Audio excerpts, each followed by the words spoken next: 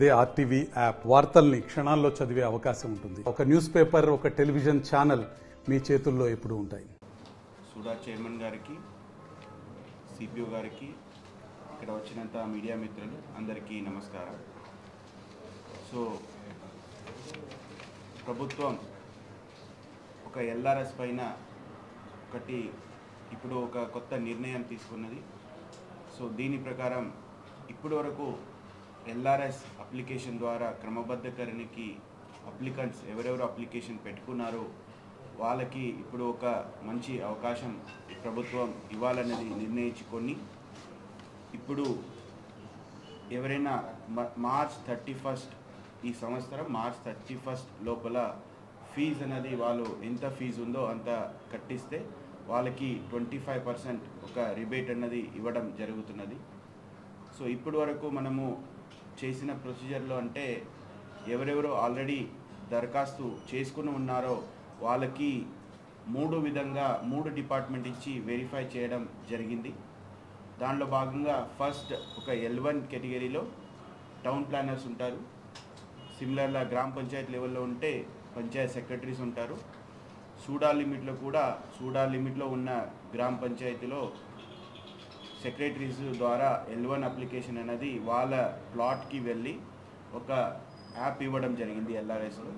So అక్కడ వెళ్ళి వాళ్ళు కోఆర్డినేట్స్ అన్నీ చెక్ చేస్తూ వాళ్ళ డాక్యుమెంట్స్ అన్నీ చెక్ చేస్తూ సో ఏ డాక్యుమెంట్స్ కావాలి అనేది అన్నీ చెక్ చేసుకొని తర్వాత మార్కెట్ ఫీజ్ ఎంత ఉంది, ఇప్పుడు అక్కడ రోడ్ ఏమైనా ఎఫెక్ట్ అవుతున్నదా, ఆల్రెడీ రోడ్ ఉందా, ఆ రోడ్ ఎఫెక్ట్ అవుతున్నదంటే ఆ రోడ్ ఎఫెక్టెడ్ ఏరియా వాళ్ళు ఉందా లేదా అవన్నీ చూసుకొని ఒకటి L1 కేటగిరీ L1 కింద వాళ్ళు రిమార్క్స్ ఇవ్వడం జరిగింది.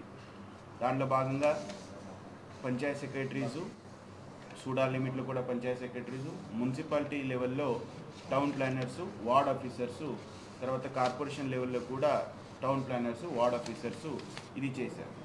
సిమిలర్గా అగైన్ L1 కేటగిరీలో ఇంకా ఇరిగేషన్ డిపార్ట్మెంట్ కూడా ఏదైనా ప్లాట్స్ కావచ్చు, లేఅవుట్స్ కావచ్చు, FTL పరిధిలో ఉన్నా లేదా అన్నది చూసుకొని వాళ్ళు కూడా వాళ్ళ రిమార్క్స్ అనేది ఆల్రెడీ కొన్ని అప్లికేషన్స్కు ఆల్రెడీ వాళ్ళు కూడా క్లియర్ చేసుకున్నారు.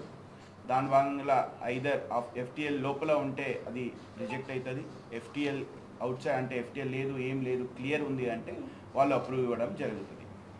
సిమిలర్గా అగైన్ L1 కేటగిరీలో మళ్ళీ రెవెన్యూ ఆఫీసర్స్కి కూడా మనము లాగిన్ ఇవ్వడం జరిగినది. వాళ్ళు కూడా రెవెన్యూ ఆఫీసర్సు, RIలు, DTలు వీళ్ళకి ఆల్రెడీ వాళ్ళు కూడా దాదాపు మొత్తం అప్లికేషన్స్ ఇప్పటివరకు క్లియర్ చేశారు. అది సో దాంట్లో భాగంగా వాళ్ళు రెవెన్యూ సైడ్ నుంచి ఏమైనా ప్రభుత్వ భూమిలో డాక్యుమెంట్స్ ఉన్నాయా లేదా అనేది చూసుకుంటారు, షికమ్ ల్యాండ్లో ఉందా లేదా అనేది చూసుకుంటారు. ఇట్లా అన్నీ క్లియర్గా ఉంటే వాళ్ళు కూడా అప్లికేషన్ని ప్రొసెస్ చేయడం జరుగుతుంది. సో ఈ L1 కేటగిరీ కింద 3 రకాల లాగిన్స్ ఉన్నాయి. 1 town planners or panchayat secretaries. L1 irrigation కింద ఏఈ ఇరిగేషన్ అందరూ మండల్కి ఒక ఇరిగేషన్ ఆఫీసర్ని మనం అపాయింట్ చేయడం జరిగింది.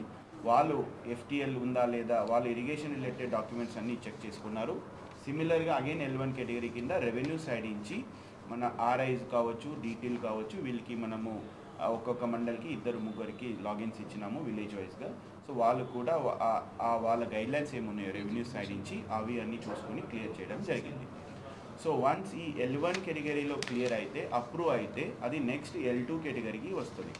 సో L2 కేటగిరీలో మనము పంచాయత్ లెవెల్లో మనకి DPO ఉన్నారు, సూడా లిమిట్లో CPO ఆర్ APO ఉంటారు, తర్వాత ఇన్ కేస్ మున్సిపాలిటీస్ ఉంటే TPOs, ACPలు ఉంటారు. సో ఈ కేటగిరీలో కూడా దాదాపు అప్రూవ్ అయినవి ఇక్కడ వస్తుంది. ఇక్కడ అప్రూవ్ అయితే ఫీ ఇంటిమేషన్ అనేది ఇవ్వడం జరిగింది ఇప్పుడు వరకు చేసేది. సో తర్వాత L3 కమిషనర్స్ ఉంటారు, సూడాలో VC ఉంటారు. సో అండ్ ఆల్సో గ్రామ పంచాయతీ లెవెల్లో కూడా ACLB is the L3 approving authority. So ఇప్పుడు వరకు మనము దాదాపు మొత్తం మా కరీంనగర్ డిస్టిక్లో LRS కింద మనకి అప్లికేషన్స్ వచ్చినాయి అంటే 65,162 అప్లికేషన్స్ మనకి రిసీవ్ అయినాయి LRS కింద. దాంట్లో భాగంగా గ్రామ పంచాయతీ లెవెల్లో 6,399 అప్లికేషన్స్, కార్పొరేషన్ కరీంనగర్ కార్పొరేషన్లో 26,837, చొప్పదండి మున్సిపాలిటీలో 1,474, హుజరాబాద్లో 3,987, జమ్మికుంట 2,661 అండ్ కొత్తపల్లి ఇప్పుడు మళ్ళీ కార్పొరేషన్లో మర్జ్ అయింది, బట్ కొత్తపల్లి లిమిట్లో 2,661. తర్వాత సూడా లిమిట్లో మనకి దాదాపు 21,143 ఉన్నాయి.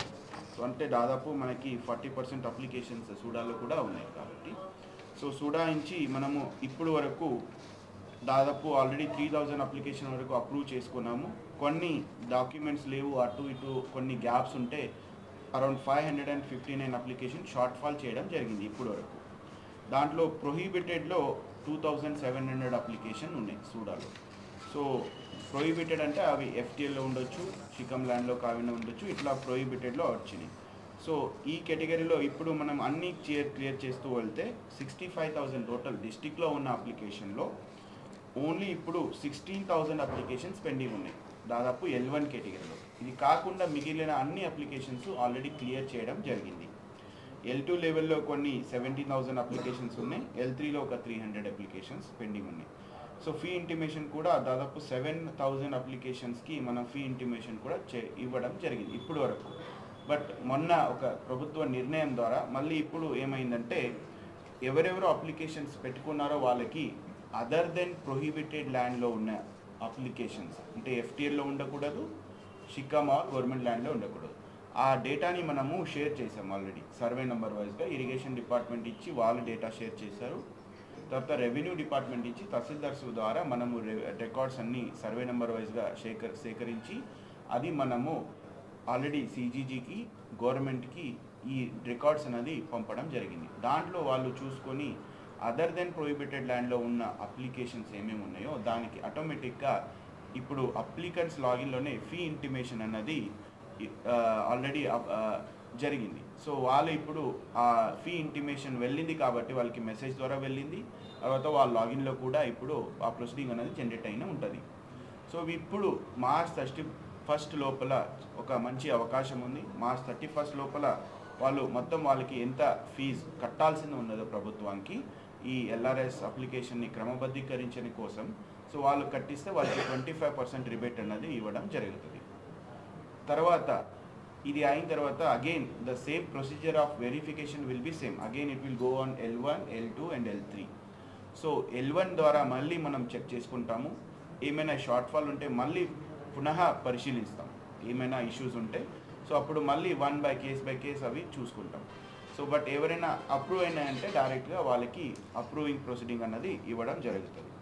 సో ఈ ప్రొసీజర్ మీ ద్వారా అందరికీ మనం ఇప్పుడు నేను కోరుకున్నది ఏంటంటే కరీంనగర్ ప్రజలు ఈ ఒక మంచి అవకాశాన్ని ఉపయోగించుకొని 25% రిబేట్ ఉపయోగించుకుంటే వాళ్ళకి కూడా చాలా ఫైనాన్షియల్గా కూడా హెల్ప్ అవుతుంది అండ్ ఈ అప్లికేషన్స్ అనేది ప్రాసెస్ చేయడానికి కూడా స్పీడ్గా జరుగుతుంది. సో కాబట్టి అందరూ ఈ అవకాశాన్ని ఉపయోగించుకోవాలనేది నేను కోరుకుంటున్నాను. Thank you. ఇప్పుడు మరిన్ని వీడియోస్ కోసం ఛానల్ ని సబ్స్క్రైబ్ చేయండి, లేటెస్ట్ అప్డేట్స్ కోసం వాట్సాప్ ఛానల్ ని ఫాలో చేయండి అండ్ లింక్ డిస్క్రిప్షన్ లో ఉంది.